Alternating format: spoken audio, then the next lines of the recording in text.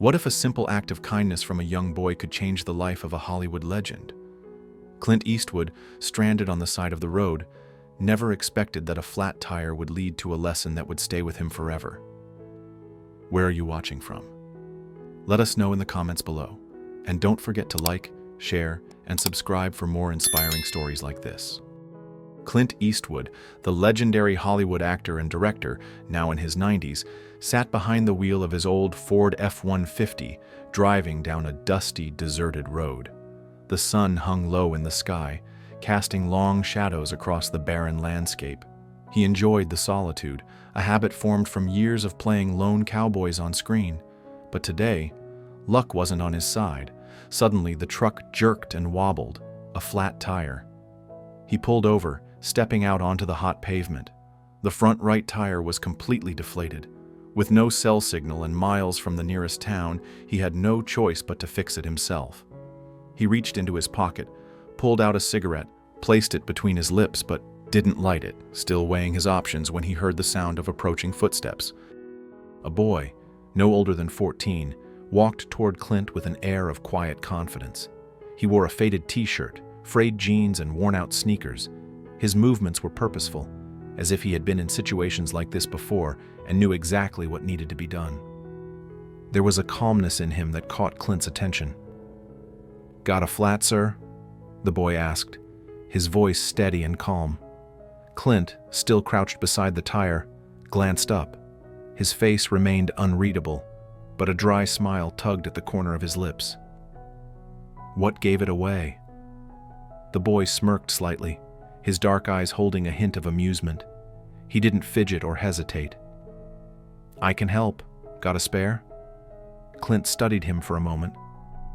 There was no arrogance in the boy's stance, just a quiet confidence. This wasn't some kid looking for a handout. He seemed genuinely willing to help, without asking for anything in return. Clint nodded toward the truck bed. "Back there. If you actually know what you're doing."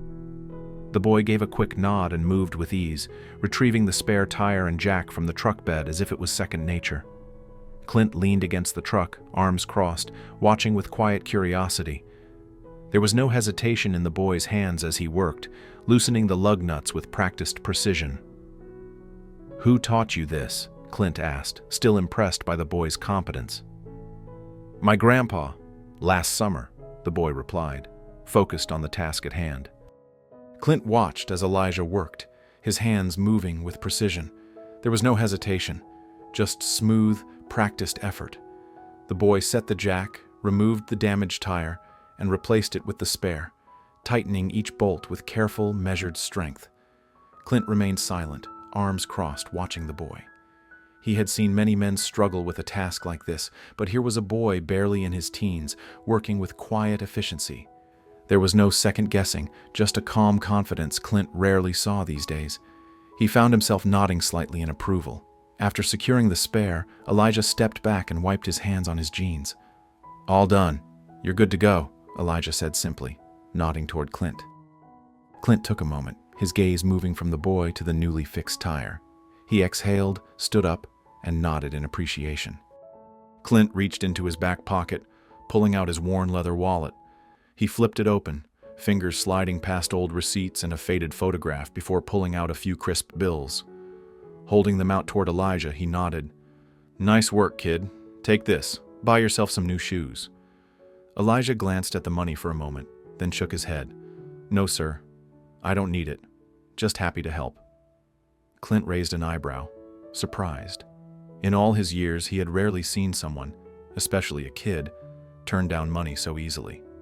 He studied Elijah closely, searching for any sign of hesitation, but found none. The refusal was genuine, simple, and matter-of-fact. Slowly, Clint tucked the bills back into his wallet, slipping it into his pocket. "Kid, not many like you around these days." Elijah just smiled, gave a polite nod, and turned to walk away, his steps steady and unhurried. Clint watched him go, the small figure growing smaller with each step until he disappeared down the road. A strange feeling stirred in Clint's chest, a feeling he hadn't had in a long time. He stood there for a moment longer, looking at the newly replaced tire, then exhaled deeply, Without another word, he climbed back into his truck. As he gripped the steering wheel, his thoughts stayed on the boy who had just walked away. That night, Clint sat alone in a roadside bar, nursing a glass of whiskey. The dim lighting cast shadows across the wooden walls, and the low hum of country music filled the air.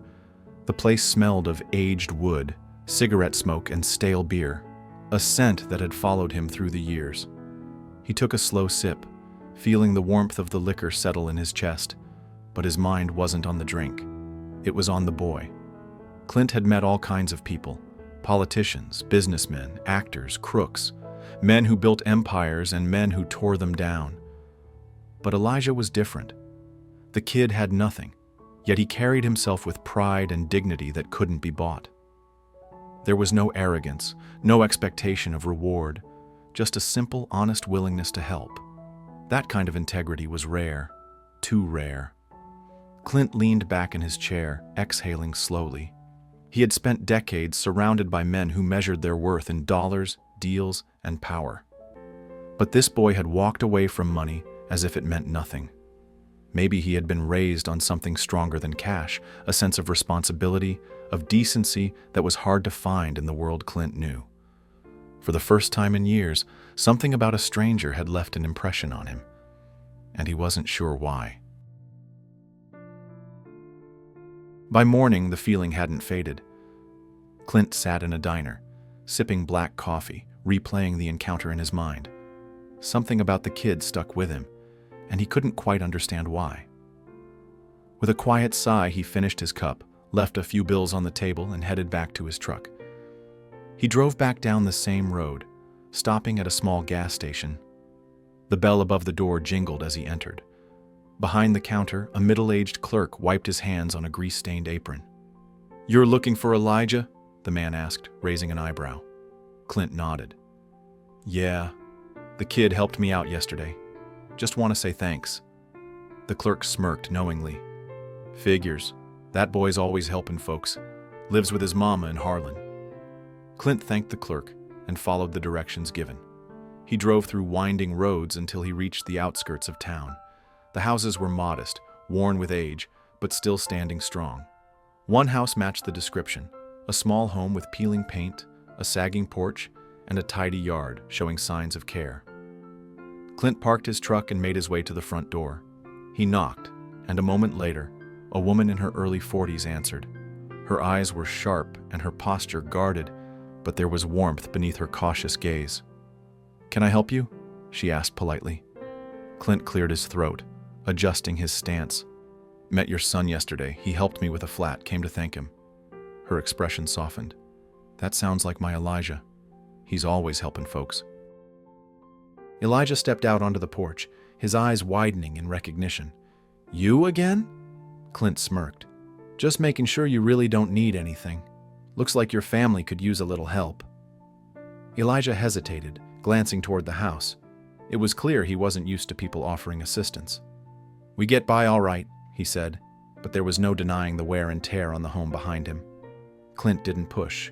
He gave a small nod and left, but he wasn't done yet.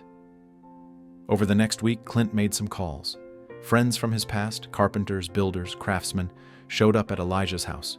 Trucks rolled in, unloading lumber, shingles, and paint. The crew went to work, replacing the worn roof, reinforcing the porch, and modernizing the kitchen. What was once a tired, run-down house now stood strong, a testament to care and effort. Clint didn't just oversee the work, he joined in. His hands, just as steady with a hammer as they had once been with a gun on set, carried planks, laid shingles, and tightened bolts with the same quiet determination he had always carried. He wasn't doing this out of pity. He respected the strength of this family, and this was his way of giving back. Elijah watched the transformation with quiet amazement. His home, his mother's home, was being rebuilt, not by strangers demanding payment, but by people who simply wanted to help. It was a feeling he would never forget. When the last nail was driven in and the tools were packed away, Elijah's mother stood on the newly reinforced porch, wiping tears from her eyes. She looked around at her home, now strong and repaired, and turned to Clint, emotion thick in her voice. "I don't know how to thank you. Clint shook his head. Thank your boy. He reminded me of something important. Elijah stepped forward, his gaze steady. Thank you, sir.